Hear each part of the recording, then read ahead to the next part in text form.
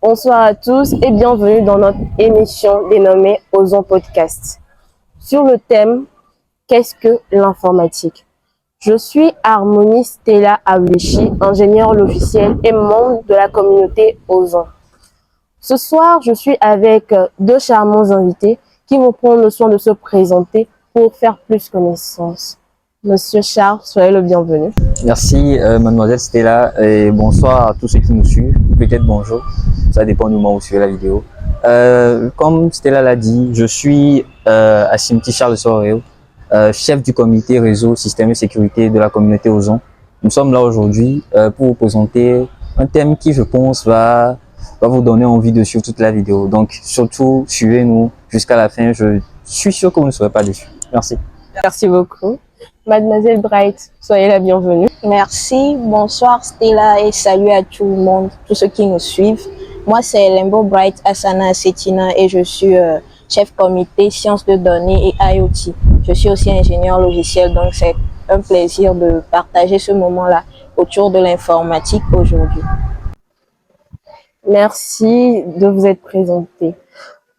Sans plus tarder, nous allons rentrer dans le vif du sujet. Quand vous entendez parler de l'informatique, qu'est-ce qui vous vient à l'esprit avec ce mot informatique?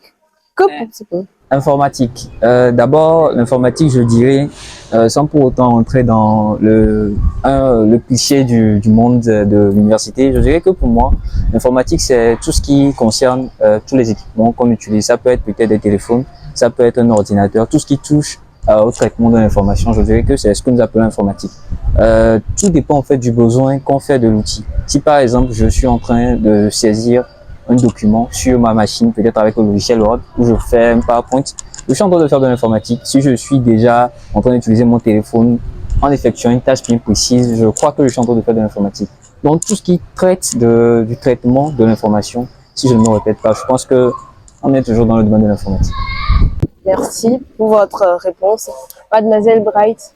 Bon, je vais un peu le rejoindre et puis je vais aussi entrer dans le cliché comme il a dit parce que informatique c'est comme il a dit information et puis automatique. Donc c'est tout simplement le traitement automatique des informations. Nous sommes tous information, tout ce qu'il y a dans la nature c'est information. Quand on veut me soigner à l'hôpital, par exemple, on a besoin de mes constantes. Même mon petit pouce, là, le nombre d'informations qu'on peut avoir avec, c'est carrément grand, huge, on peut dire. Et puis, je vais dire que pour traiter toutes ces informations-là, avant, on avait l'habitude de passer par le manuscrit. Or, avec toutes ces informations qu'on ne peut pas vraiment en tirer tout le bénéfice nécessaire et tout, d'où le fait que les hommes sont passés petit à petit maintenant à informatiser ça, donc à rendre ça automatique pour que des machines, eux, il n'est que pour travail de traiter cette information-là, donc visualiser l'information, l'utiliser à d'autres fins et faire tout ce qu'on veut avec. Et comme il a dit, tous les équipements qu'on utilise aujourd'hui fonctionnent avec de l'information. La télévision, nos téléphones, les smartphones, les PC, etc. Je pense que je vais m'arrêter ici pour, en tout cas, donner une idée de ce qu'est l'informatique. Justement, en rejoignant le point que Stella a abordé, je peux dire aussi que elle a parlé par exemple du fait qu'avant on traitait les informations de façon manuelle. Il y a aussi le boulier et la bac. Je ne sais pas si vous connaissez le boulier et la bac. On peut vous mettre une image juste ici. Le boulier et la bac aussi, c'était des outils qui nous permettaient de faire peut-être des calculs, peut-être avant pour compter peut-être le nombre de moutons qu'on avait tout.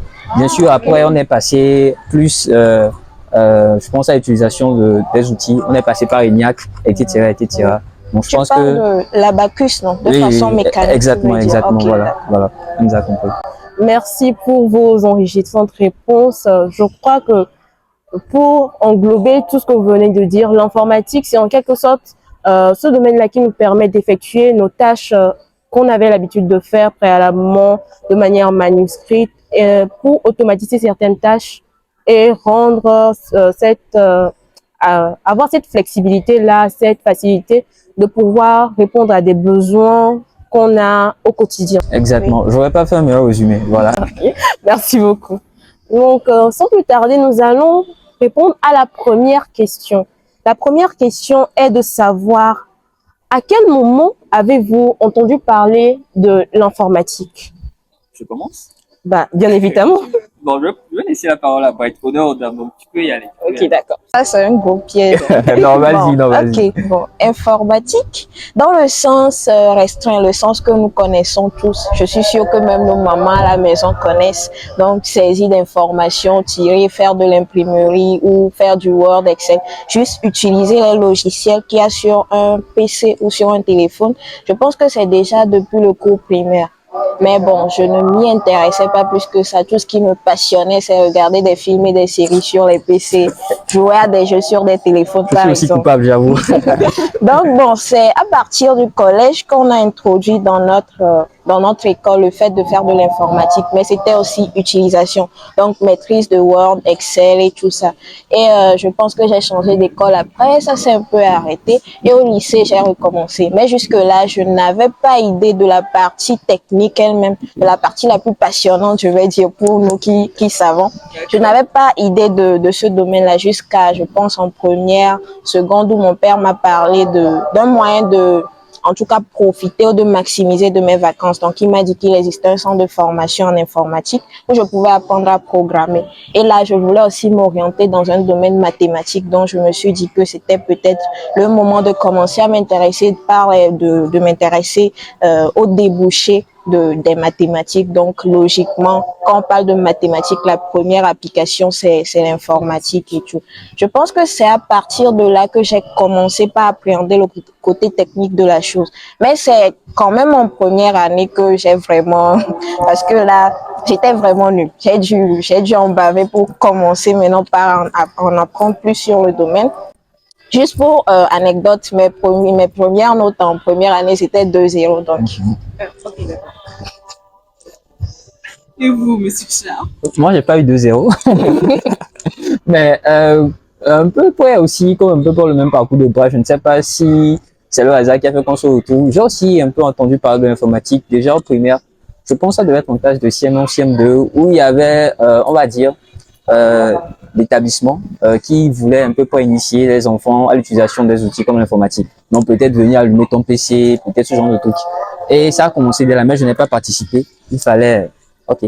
Donc je n'ai pas participé. Ce n'est qu'au collège vraiment où de mon cursus de 6e en terminale, au collège NDA, aucune publicité, hein, au collège NDA tout simplement, on a dans chaque classe une matière qu'on appelle l'informatique. On est là toujours à chaque fois, on apprend comment utiliser Word, Excel, vraiment. Mais je pense qu'on visitait très rarement les salles d'informatique. On avait une salle d'informatique avec de très bons équipements, mais on visitait très rarement cette salle d'informatique-là. Je n'ai vraiment eu que mon PC de bureau, un desktop avec unité centrale écran. L'unité centrale, quand tu mettais ta main dessus, il y avait un courant qui te prenait là. Donc on était obligé de pousser un peu le pied tout. C'est vraiment là en classe de 5e, 4e que j'ai commencé vraiment par m'intéresser vraiment à l'informatique. Mais là, j'étais plus aussi dans le niveau cliché, hacking, pirater des trucs du genre. Mon agent, les cyber en ont pris. Juste pour télécharger peut-être des vidéos, peut-être des sites web, venir à la maison, essayer de lire, etc. Donc, la programmation Python, je vais commencer vers la classe de 3e, seconde. C'est vraiment en première, oui, j'ai créé une première plateforme, excusez-moi, qui permettait au fait de... Le problème, c'est que quand on arrive à la classe d'examen, il y a un problème assez particulier, c'est qu'on n'arrive pas à retrouver peut-être des épreuves ou bien des documents pour pouvoir s'exercer. Donc, mon problème en ce moment, c'est que comme je commençais déjà par coder et tout, HTML, CSS, hein, rien de bien magique, j'ai pensé à créer une plateforme sur mon Android, une plateforme que j'avais nommée Schoolvie en ce moment, qui recensait des épreuves, tout document dont un élève de première terminale aurait besoin dans son cursus. Donc, la plateforme a été lancée en ligne, hébergeur gratuit, 00 Web Host, je sais pas si vous connaissiez, un hébergeur, ouais, tu connais, voilà, un hébergeur gratuit. Voilà, ça fait du bien en ce moment, mais après, première C, il fallait se concentrer sur les études, donc, j'ai encore laissé ça de côté avant de venir en première année à IPNet, bien sûr, je me suis inscrit dans une filière comme la cybersécurité. Je pense que c'est un peu près mon parcours en informatique. Bon, parcours et comment est-ce que j'ai bien entendu parler de l'informatique. D'accord, merci pour ces petites anecdotes très intéressantes que vous avez partagées. Donc, moi aussi, je vais me prêter au jeu et essayer de répondre à la question. Pour ma part, contrairement à vous deux, j'ai entendu parler de l'informatique dans les films, dans les séries. Bien évidemment, on voit toujours quelqu'un à la télé en train de faire quelque chose sur sa machine, en train de bidouiller des trucs, en train d'essayer de faire des trucs très extraordinaires. Et moi, ça m'intéressait, ça m'intriguait particulièrement parce que je voulais comprendre c'est quoi il essaie de faire. Est-ce que moi aussi je peux faire la même chose que lui? Donc, en classe de terminale, notre lycée avait initié, comme dans vos écoles respectives, un programme d'initiation à l'informatique où on nous apprenait à faire de petits tapes. Vous connaissez, non? Bien évidemment, j'avais dépassé ce niveau-là, donc je m'ennuyais un peu dans les cours là. Mais bon, il fallait suivre pour pouvoir avoir des notes, donc je me prêtais au jeu aussi. Donc, ce n'est qu'après mon bac, après avoir perdu mon téléphone, je me suis plus intéressée à ce domaine-là parce que j'ai essayé de tracer la personne qui avait volé ce téléphone et je voulais en quelque sorte retrouver cette personne pour faire en sorte que la police le châtie un peu. Mais bon, ça n'a pas marché et je me suis retrouvée l'année qui a suivi en génie logiciel à IPNet pour commencer un parcours qui allait être assez passionnant pour moi. Ok, donc je vois, même justement revenant au niveau des films, j'ai jamais vraiment compris, si quelqu'un peut m'expliquer ça en même temps, bien dans les commentaires si vous voulez. Comment est-ce que quelqu'un ne regarde jamais le clavier, mais à chaque fois il arrive à tout saisir, c'est-à-dire il n'a jamais regardé son clavier de sa vie, mais il est là et il saisit absolument tout. J'ai longtemps essayé, mais je pense que jusqu'à présent, je regarde toujours quelques lettres. Quelques lettres. Maintenant, je suis un peu bon. Quelques Oui, lettres justement, quelques lettres. Mais je me dis, comme tu le dis, à peut-être un moment poussé de la pratique, ça peut t'arriver. Je me dis que peut-être maintenant, on regarde encore quelques lettres, mais peut-être à un moment vraiment très poussé, intuitivement. Moi, par exemple, parfois, quand on coupe le courant même, et que j'ai un devoir à rendre, je suis obligée.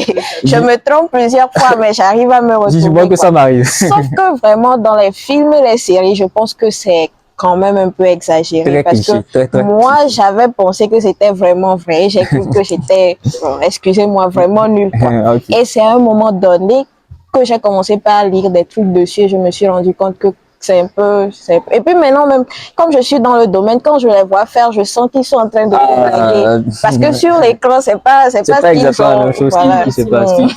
On est d'accord. Bon. Qu'est-ce que je voulais déjà dire? Je voulais parler du fait que on voit souvent des gens sur leurs ordinateurs, sur leurs moniteurs, en train de faire je ne sais quoi.